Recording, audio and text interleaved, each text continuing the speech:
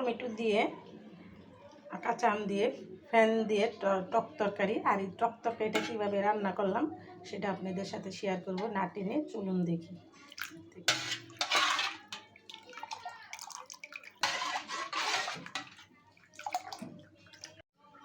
Fan রান্না করার জন্য এখানে নিয়েছি আমি আম, নিয়েছি পেঁয়াজ কুচি, ধনেপাতা, হলুদ বাটা, আর এখানে আছে পেঁয়াজ আর কাঁচামরিচ বাটা, এখানে আছে আদা রসুন বাটা, টমেটো, আর এখানে আছে সেই মাছ যেটা রান্না করব সেটাই আমার ভাতের মাছ যেটা আমি রাখছি। তো আমি আপনাদের সাথে এটা শেয়ার করব কীভাবে রান্না করি। সম্পূর্ণটা দেখবেন, না টেনে চলুন। প্রথমে দিয়ে দিলাম আমি 1 চামচ আদা রসুন বাটা, হলুদের ফাঁকি দিয়ে দিলাম, পেঁয়াজ কাটা দিলাম, কাঁচামরিচ আর পেঁয়াজ বাটা দিয়ে দিলাম, স্বাদ মতো নুন দিয়ে দেবো, সামান্য একটু তেল, বেশি তেল লাগবে না, দিয়ে দেবো কিছুটা পানি দিয়ে আমি মশলাটা 5 মিনিট ভালো করে কষিয়ে নেব। তো এখানে আমি মশলাটা ভালো করে আমি 5 মিনিট কষিয়ে নেব। এটাতে আমি মাছ দেবো না, এমনি রান্না করবো। আমাদের দেশে চিংড়ি মাছ না, বড় মাছের মাথা দিয়ে রান্না করে, আমি এমনি কষিয়ে নেব। তো মশলাটা কষা হয়ে গেছে, আমি এখন টমেটো দিব, দিয়ে দিব আমের ফালাটা। আম আর টমেটো একদম বলকাইলে গলে যাব। আমি এখন দিয়ে দিব ভাতের মার।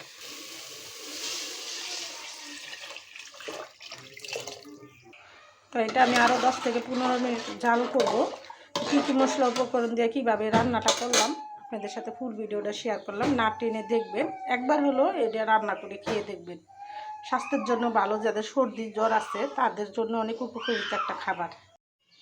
তো ফিরে আসলাম 15 মিনিট পর। তো আমি এখন ধনেপাতা দিয়ে দিব। আমার এই রান্নাটা হয়ে গেছে।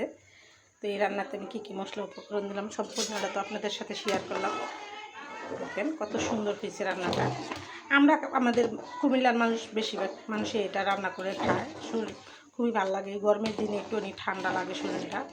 ডাল, মুসুরির ডাল, খেসারির ডাল, সব পদের ডাল তো সবসময় খাওয়া পড়ে, কিন্তু এরকম একবার রান্না করে খেয়ে দেখবেন। মুসুরির ডাল বলেন আর যাই বলেন, ডালের চেয়েও সেরা রান্না হয়। তো এটা আমি রান্না করলাম, আপনাদের সাথে শেয়ার করবো। আপনারা এটা তেঁতুল দিয়ে, বড়ই দিয়ে, যে কোনো কিছু দিয়ে এই রান্নাটা করতে পারবেন। আর এখন যখন নতুন আম নামছে তেঁতুল তো কোনো কথা নেই। আর কাঁচা আমের ডা দিয়ে স্বাদ আরও বেশি হয়। তো তেঁতুল দিয়েও কিন্তু অনেক স্বাদ হয়। কাঁচা তেঁতুল দিয়ে, বিলম্ব দিয়ে, যে কোনো কিছু দিয়ে আপনি টক জাতীয় দিয়ে রান্না করে খেয়ে দেখবেন একবার হলো। আমি যাই রান্না করলাম আপনাদের সাথে শেয়ার করলাম। এই ভাতের মার কিন্তু পুষ্টিকর একটা খাবার।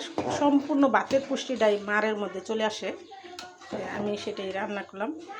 আর যখন যুদ্ধ হয়েছে, যুদ্ধের পরে তো ওই ভাতের মার খেয়েই অনেকে বাইচে আসছিল। আমার আম্মা বলছে যে ভাতের মার খাইয়েই আমরা অনেক সময় থাকতে হয়েছে, ভাত রান্না করে খাইতে পারি নাই।